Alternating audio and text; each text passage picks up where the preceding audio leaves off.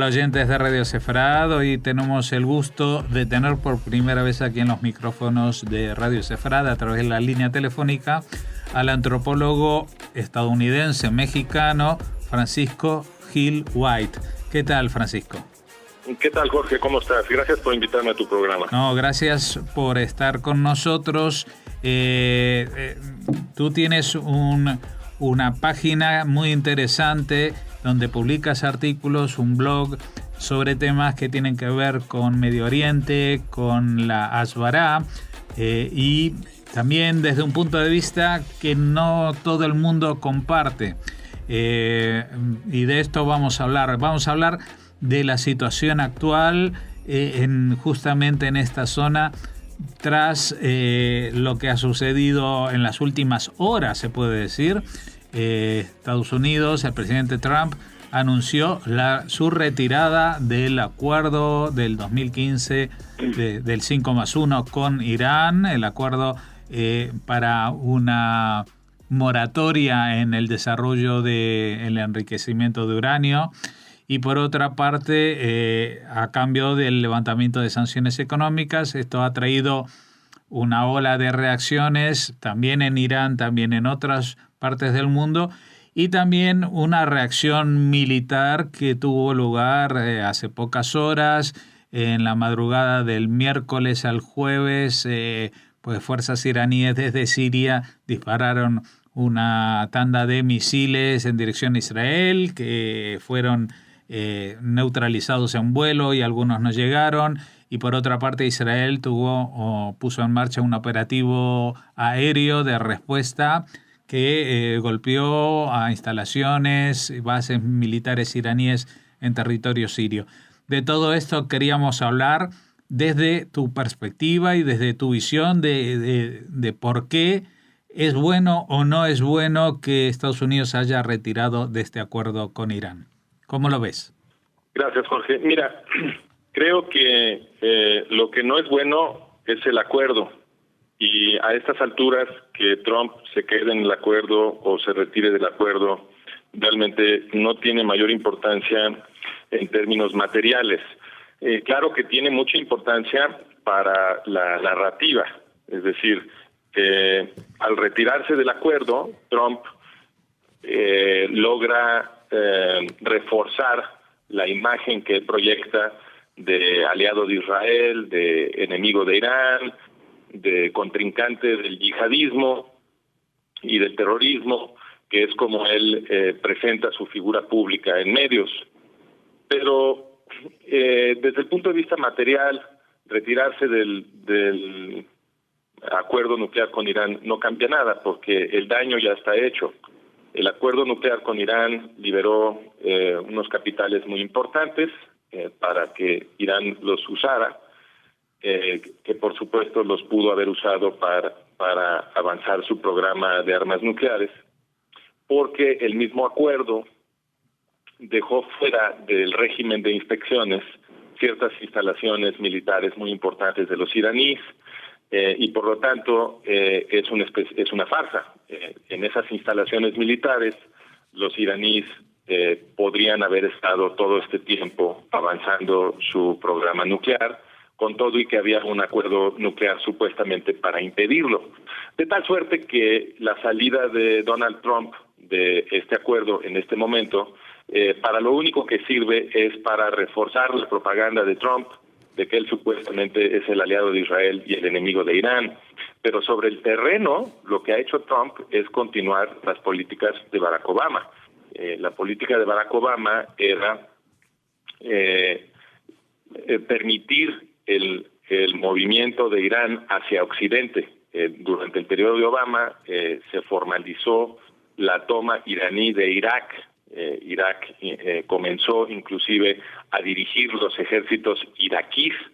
El argumento público para todo eso fue, bueno, pues que había surgido ISIS, y ISIS era el peor de todos los males, y por lo tanto el menor de los males, Irán, debía permitírsele que se moviera hacia Occidente para asistir a Irak en la derrota de ISIS y luego también a Bashar al-Assad en la derrota de ISIS en Siria. y con esos argumentos Irán se fue moviendo hacia Occidente y se fue acercando a Israel.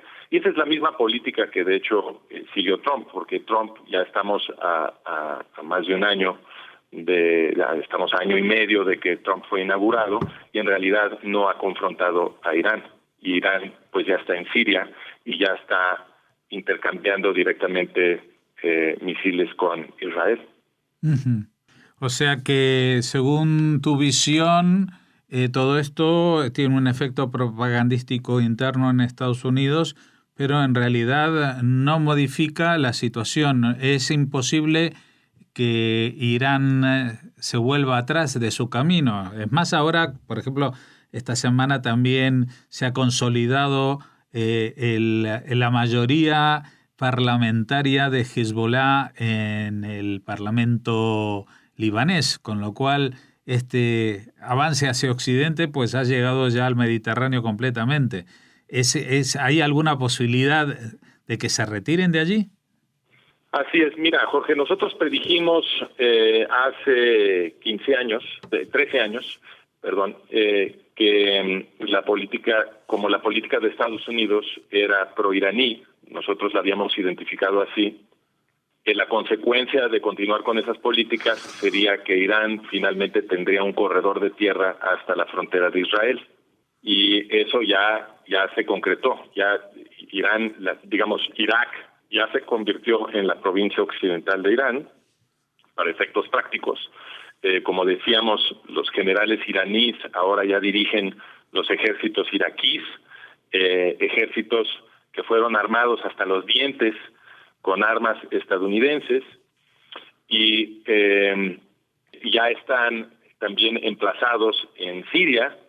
Y bueno, pues el argumento, si lo quiere uno del otro lado, es que Israel no va a permitir, es lo que se dice en medios, que Israel no va a permitir que Irán se establezca permanentemente en Siria. Entonces la pregunta es, ¿cómo lo va a impedir?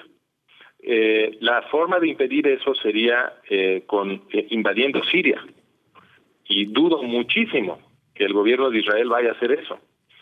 De no invadir Siria con un ataque por tierra, la única medida que queda son los bombardeos aéreos, y todos sabemos por las guerras de Estados Unidos en las últimas décadas que un simple bombardeo aéreo no logra derrotar ni desenraizar a una fuerza militar. La puede, digamos, debilitar algo, pero es muy difícil que lo saque uno de ahí, nada más tirando misiles.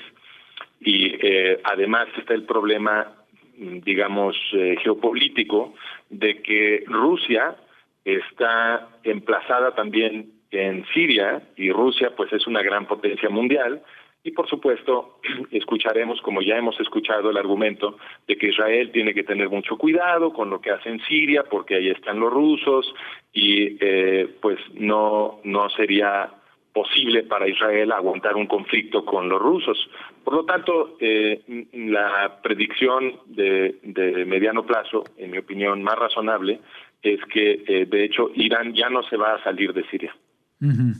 Estabas hablando de Rusia. Esta es otra guerra aparte, porque si estábamos hablando de los planes hegemónicos de Irán, de esa expansión hacia Occidente, no solamente hacia Occidente, porque también en el sur de la península arábiga, ¿no? En Yemen también, y en la zona de Bahrein tienen aspiraciones para seguir avanzando. El tema es, ¿puede haber un conflicto entre aliados en este momento? Es decir, ¿puede haber un momento en que Rusia le diga a Irán, pues aquí mando yo y tú quédate un poquito más atrás? Sí es posible que sucediera eso. Ese es el único escenario en el que yo creo que podríamos ver una salida de Irán de Siria. Sería por intervención de los rusos, que por supuesto pueden hacer lo que dices tú, pueden decir aquí mando yo, y por ahora, para evitar un conflicto mayor, es necesario que te salgas, ¿no? Que le digan eso a los iraníes. Pero es importante no caer en la simulación, no comprarse el cuento de que eso sería un gran avance para Israel. ¿Por qué? Porque Siria colinda con Irak, y de donde sí no se va a salir Irán es de Irak. Entonces, aunque Irán simbólicamente se saliera de Siria, la situación geoestratégica realmente no cambia, porque a través de la frontera entre Siria e Irak, pues van a poder estar enviando armamento y van a poder filtrar nuevamente soldados, aunque no se diga públicamente, y la situación va a regresar a lo mismo y va a continuar empeorando. Entonces, Siria ya es de Irán, aunque sucediera lo que tú mencionas, que se hiciera un movimiento diplomático auspiciado por Rusia para que Irán se saliera. En el largo plazo la situación va a ser la misma, precisamente porque hay una frontera entre Siria e Irak, y Irak ya es realmente parte de Irán. Uh-huh. Bueno, estamos hablando de lo que pasa con respecto a Israel, pero hay otros jugadores que están apostando muy fuerte en esa zona en contra de Irán. Estoy hablando especialmente de Arabia Saudita, no solamente como país, incluso con la personalidad de este príncipe, el Bin Salman, que está trastocando un poco lo que era la tradición de Arabia Saudí en los últimos años y su papel al frente de un movimiento suní que se opone muy frontalmente al de Irán. Puede ser de que los que realmente vayan a jugarse el tipo para sacar a Irán de por ahí sean los suníes. Mira, Jorge, yo realmente no sé si me creo ese cuento. Yo al final, el modelo que yo defiendo es que todos estos actores en la zona, con la excepción posible de Rusia, pero digo excepción posible porque la política de Rusia últimamente pues parece muy bien alineada con el proyecto estadounidense de fortalecer a Irán, que es un proyecto que tiene 40 años, ¿no? Entonces, brevemente, para que tus escuchas entiendan a qué me refiero, tenemos una política de 40 años de Estados Unidos que empieza con los esfuerzos de Jimmy Carter por poner al Ayatollah Khomeini en el poder en Irán. Esto ahora lo conocemos porque se desclasificaron documentos secretos del gobierno estadounidense en 2016 que establecen que había comunicación entre Jimmy Carter y el Ayatollah Khomeini, y que Carter ayudó a Khomeini deteniendo al ejército iraní para que no dieran un golpe de estado antes de que regresara Khomeini, y luego también influyeron para que el ejército iraní se rindiera con relativa rapidez ante las fuerzas de Khomeini para producir la transición al estado teocrático iraní. Y sabemos, esto sí es mucho más famoso, que Reagan, que se había pronunciado durante la campaña presidencial en contra de las políticas de Carter y había defendido la posición de que había que confrontar muy duramente a Irán, etcétera. En realidad lo que hizo Reagan, como sabemos, fue fortalecer a Irán, porque estuvo enviando armas en secreto durante lo que se llamó el Irán Contra, que se destapó en 1986. Después de eso vino la guerra de Bush papá, la guerra del Golfo, diseñada para destruir al principal rival de Irán, que era Irak. Política que se continuó con la contención de Irak de Clinton y después la invasión de Irak de Bush Jr. El efecto de todo esto fue quitarle la jugada a Irak y permitirle a Irán, como decíamos anteriormente aquí en tu programa, moverse a Occidente y convertir a Irak en la provincia occidental de Irán. Entonces, es una política vieja que ha sido muy consistente, contundente, que ha permitido que Irán se vuelva cada vez más fuerte. Y Rusia lo que está haciendo ahora es continuar esa política y ayudarle a Estados Unidos a producir la apariencia de que Estados Unidos es enemigo de Irán, una apariencia que han cultivado a través de los medios durante 40 años, muy a pesar de las políticas materiales del gobierno de Estados Unidos que han sido para fortalecer a Irán. Entonces ahorita Rusia parece estar haciéndole la jugada a Estados Unidos y me cuesta mucho trabajo creer que la inteligencia rusa no entiende cuál ha sido la política de 40 años de Estados Unidos. Si la puedo documentar y analizar yo, pues por supuesto que también lo pueden hacer ellos. Entonces, a mí, en este contexto, y tomando en cuenta que el gobierno de Arabia Saudita siempre ha sido un activo de Estados Unidos, me cuesta mucho trabajo creer la nueva narrativa de que Arabia Saudita se quiere aliar con Israel en contra de Irán. Yo creo que este es otro cuento como el de la supuesta amistad entre el gobierno de Estados Unidos y de Israel, la supuesta enemistad de Estados Unidos con Irán, que son cuentos que se producen en los medios para ocultar el verdadero proceso al que está siendo llevado Oriente Medio. Y te voy a dar nada más un detalle, perdóname que hable tan largamente, pero te quiero dar un detalle que se va al centro de esta idea de que hay una rivalidad suní-chiita en el Islam que puede determinar el futuro de Oriente Medio. Yo creo que hasta cierto punto esto también es un cuento. Es posible que haya sido importante en algún momento, por ejemplo, durante el conflicto Irak-Irán, pero hoy en día lo dudo. Y un detalle que es importante para considerar esta cuestión es la organización que entró a Israel a través de los acuerdos de Oslo, OLP-Fatah, que ahora la gente conoce quizá mejor por su nuevo nombre, la Autoridad Palestina. OLP-Fatah es una organización sunita, pero OLP-Fatah es la que hizo la revolución iraní. Esto la gente ya no lo conoce porque los medios lo dejaron de mencionar, pero estaba en los encabezados de todos los medios en el periodo 1979-81, que es cuando sucedió la revolución iraní.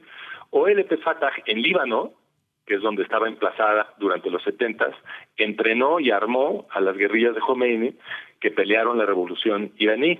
Y una vez que triunfó esa revolución, OLP-Fatah fueron los primeros dignatarios en ser recibidos en Irán con todos los honores, y una vez ahí estuvieron consolidando los servicios secretos iraníes, los ayudaron a crear la Guardia Revolucionaria Iraní, que es la que produjo Hezbollah, y también fungieron durante un tiempo como el Ministerio de Relaciones Exteriores de Irán, encargándose de negociar la cuestión de los rehenes en la embajada, etcétera. Entonces, ha habido siempre una relación íntima entre OLP-Fatah e Irán, y también los estados sunitas han estado apoyando a OLP-Fatah. Entonces, es posible envisionar que a un lado de conflictos que sí pueden ser reales está el poder del verdadero marionetero de Oriente Medio, que es la clase gobernante estadounidense, y que esos conflictos que ahí pueden estar son mucho menos importantes que la dirección que todos estos títeres reciben de su marionetero. Y yo creo que si comienza en algún momento el ataque final para destruir el Estado de Israel, nadie debe de sorprenderse que se sumen a Irán, Arabia Saudita, Jordania, Egipto y quizá inclusive Turquía, porque las diferencias que ahora se manejan mediáticamente entre estos distintos estados son mucho menores que lo que los une, que es el odio contra el Estado de Israel. Bueno, Francisco, nos has dejado un poco anonadados con tu visión, porque no es la del estándar con que se tratan estos temas, incluso dentro de la prensa israelí o la americana. Se sale de lo habitual, y por tanto vamos a querer seguir en contacto para que nos sigas brindando tu visión desde esta perspectiva tan original y distinta sobre lo que sucede en esta zona tan convulsa del mundo. De momento te agradecemos. Muchas gracias, Francisco Gil White, por este primer contacto y esperamos volver a estar contigo dentro de poco. Será un placer regresar contigo, Jorge. Muchas gracias por invitarme.